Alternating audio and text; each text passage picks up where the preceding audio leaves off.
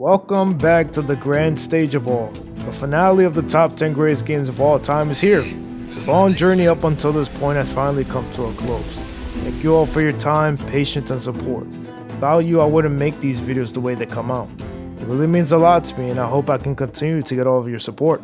Now that that's out the way, let's talk games.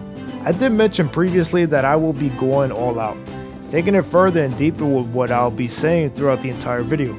Video games is what makes me happy, and what better way than to just tell you this?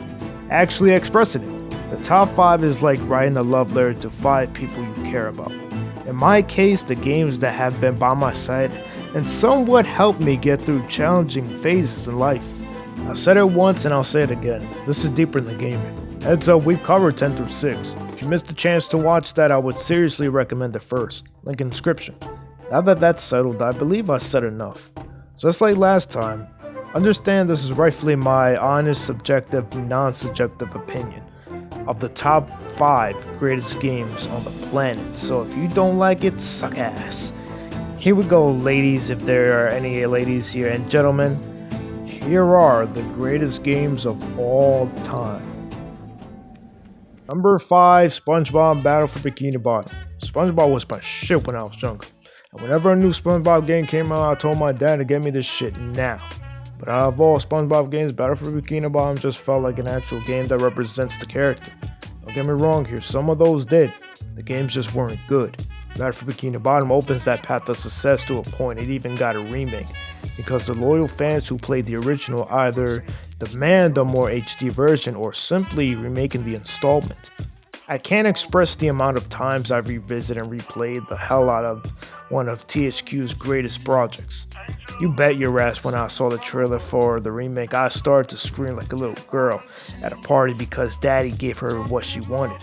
I was that excited, and it looked at exactly how the original did, with minor touches and more brighter for the character. I played this piece as my life depended on it, meaning non-stop hours of gameplay when I was just a punk little brat. Now as an adult with a full-grown beard and with a serious face, I can say that Battle for Bikini Bottom isn't just one of my favorites.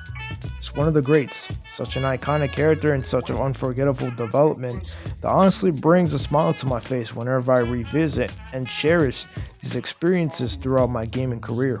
It's given a childhood that I can honestly appreciate throughout its time. I have been waiting for so long to somehow mention one of the most creative FPS games to the channel. Finally, I'm able to do so now listen up. Left 4 Dead 2, like the original, focuses on 4 characters who survive the hoarders throughout the cities. Your job is to make it out alive and survive the madness of a long, never-ending cycle. Sounds almost like your average typical zombie game. You're wrong. You're looking at a game that completely changed my perspective on the first-person shooter genre and how I think they should approach more, so like the sequel being better than the original because there are more weapons, maps are more detailed, and a numerous amount of infecteds to not only fight against but play as. You can actually play as the zombies. So epic at the time, it still is, and that's why there is nothing wrong with adding more as long as it's not the same shit. Left 4 Dead 2 perfected that, making it the greatest zombie game of all time. There are other successors, but none compares to this beauty. It's a work of art, and when this game turns 21, we're going to the bar to drink a cold one with the boys. Only real man understands that feeling of escaping the bridge in Paris on expert mode, or facing the witches head on in hard rain, or shooting one of the cars that sets off an alarm for the hoarders to come chasing after you. Reasons why Left 4 Dead is a gem that is indeed special to me, making it one of the greatest things to exist, period. Number 3, Halo 3 ODST. Wait, stop. I know what you're thinking. Let me just say that you're too young to understand. That's 1. Number 2, I'm aware that Halo 2 and 3 exist, which is funny because ODST takes place near the end of Halo 2 and ends before 3. Here's the thing. 2 and 3 are arguably the best in the franchise and has some of the best moments in all of gaming. ODST took a different approach and it's much darker. Introduces events that happened before and after Metropolis. Rookie, who is the main character and member of the Orbital Drop Shock Troopers, searches for the rest of the members elites who were unconscious during these incidents around the streets and city. The settings and tone felt like a setup because it felt different from the past projects in the series. and I was nervous because of that. Thankfully, by the end of ODST, there was no need to worry because Bungie and Martin O'Donnell experimented heavily on this development because ODST proved that you don't need a Master Chief to make a great Halo game. New characters to the franchise that are dependable, motivational, humorous, irreplaceable, reliable, and the list stacks up. Gathering some intel or clues that either perhaps set these events or what else was going on at the time. It was refreshing having to experience this, making Halo 3 ODST to be my personal favorite in the series. No doubt in mind I will replay this in the Master Chief collection because ODST is just something unique. Super Mario Galaxy is a perfect Mario game. It's just perfect. I don't even know how this exists, but it just does. Although the Wii is my least favorite console, I can still appreciate it because if it weren't for the Wii, this probably wouldn't exist. Thankfully, it was revived in 3D All-Stars on the Switch for Mario's best platforming games for the 35th anniversary of an icon. I never got the chance to play it like that on the Wii, but after I was given another shot at it, I finally was able to learn something and ask myself what would make the perfect Mario game. I've come to a conclusion.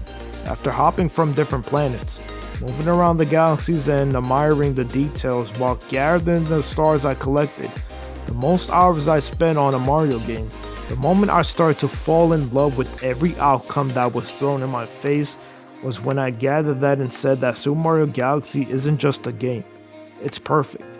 But what beats perfect if this game was the exact reason why Mario 64 didn't make the top 10? How, after everything I just said about Super Mario Galaxy leading to make it sound like nothing can top the face of Nintendo's best character? What you're about to see isn't just a game that I love. It's a piece that's a part of me not only changing my perspective on video games, but a game that changed my life. Here is Hypebeastman's greatest game of all time. Through the decrepit Gothic, Victorian era inspired city of Yharnam, whose inhabitants are overwhelming that's afflicted with a blood disease, attempting to find the source of the plague, unraveling the city's mysteries while fighting beasts and cosmetic beings. This was an experience that felt like no other because before the Soul games, I've never experienced true difficulty until it hit me. And that's where my love for these games changed me as a player. Look man, I have the tattoos of this, which is pretty badass, even went as far as getting the vinyl for the original soundtrack. That was expensive but gorgeous. Entering Yharnam for the first time is something I will never forget. Dying for the first time to enter the Hunter's Dream was majestic. Getting to know what happened to the town folks in Yharnam and throughout these areas was like a dream and a never-ending nightmare, in the sense that you are in a dream. Given a contract by the Blood Minister for the Blood Ministration. In the gameplay, they're blood vials, that's a healing play, that protects you from becoming a beast. As for its lore standpoint, it's actually really important. However, you would have to look deep into it in order to understand the context and purpose. The game doesn't hold your hand. There are no directions. Obstacles that are meant for the player to understand patterns over again until mastering these challenges. This is a beautiful project that was developed by From Software, the reason why the Soul series exists. Its admirable atmosphere and tone exactly defines my favorite pieces in a video game. Central Yharnam is my favorite level in all of gaming, and I do believe it to be the best first level in a video game. It's like this medieval theme and I fucking love it.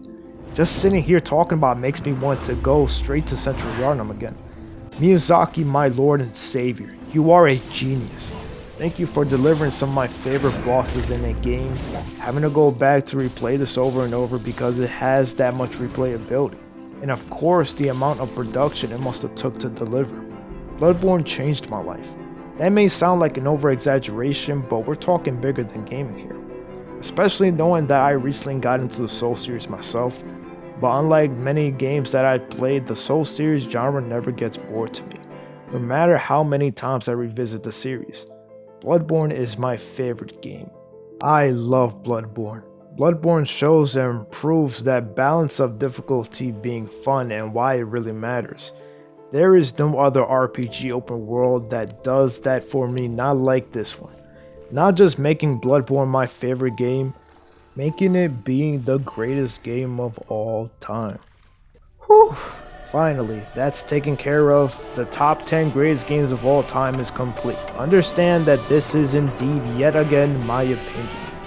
Of course, this is how I feel anyways, so I don't care how you feel. But yeah, these are games that are important to me and that I love to go back to, at least reminisce for good time's sakes, or just games I can really appreciate for its time. And now that I've mentioned the top 10 greatest games of all time, I have a surprise live stream that I will be doing right somewhere around next week, I would say. Then after that live stream, I have some important videos to get taken care of. Of course, I will be going back to my Nintendo Switch to get started on the Super Mario 3D World and Bowser Fury.